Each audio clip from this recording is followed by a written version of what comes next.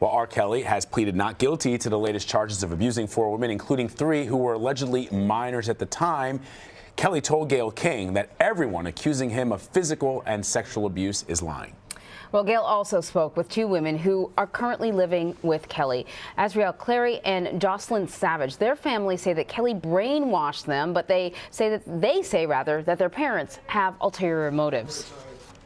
When I was 17, my parents were actually making me, trying to get me to take photos with him, take sexual videos with him, all kinds of stuff. Wait. Your parents encouraged you to do sexual videos with R. Kelly? Yes. And they said because if they ever have to blackmail him, what they're trying to do now, they can use it against him, which is exactly what they're doing. Joycelyn, I see you nodding a lot with what she's saying. Because everything that she's saying is true.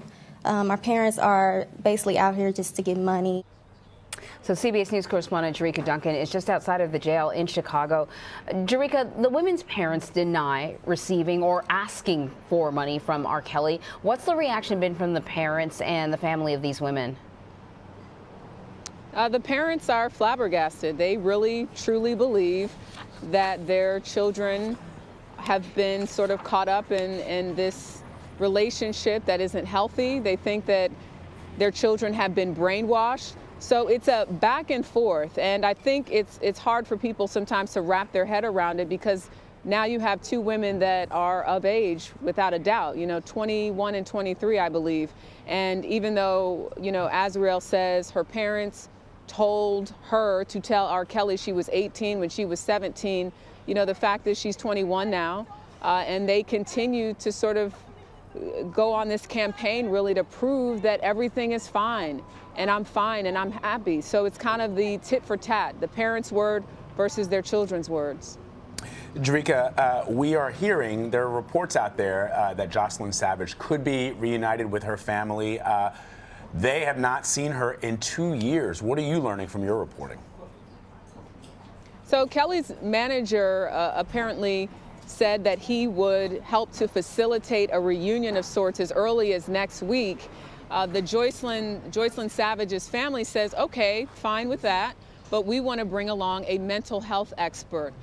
I don't know how much good that will do because, again, when you listen to Joycelyn Savage, whether it's in Gayle King's interview or not interviews that she's done before, but clips, videos, when she spoke to TMZ, when she was seen out at a mall, she's always appearing as if everything is fine and it's my parents that have the issue. I'm good, leave me alone, I'm fine. And then you saw also when she did call in to the attorney's office for the Savages, her younger sister, which I didn't realize she had a younger sister that's 11, was there, as well as her other sister, who I believe is like 2 or 3 years younger than her. That's got to be hard on the entire family, but it's a back and forth. I don't know if this reunion will actually happen. I know that weeks ago I spoke to R. Kelly's manager, and he told me that he could show me text messages that show he didn't harass the family, but that the family has been harassing them.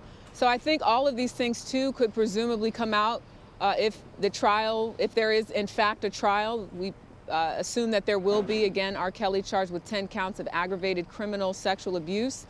So people are not just focusing on the fact that he's in jail now because he couldn't pay the back child support, but there is a criminal case happening. And we're also now hearing that there's possibly another one that authorities in Detroit are looking into.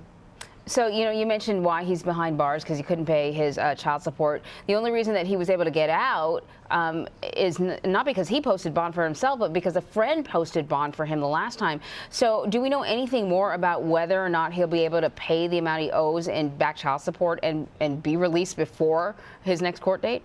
So yesterday when I spoke to his publicist, Daryl Johnson, he told me that R. Kelly came to court prepared to pay $50,000 to $60,000 and work out some sort of payment plan. That wasn't enough. The judge, I guess, wanted all of the money, all the over $161,000, which is why he is in jail right now. His publicist then said publicly that R. Kelly hopes to come up with the money by next Wednesday. Where that extra money, that $100,000+ is going to come from, since he didn't have it today, we're not sure. When I asked his publicist, how is he even living? How is he living at Trump Tower, buying clothes, buying food if he has no money?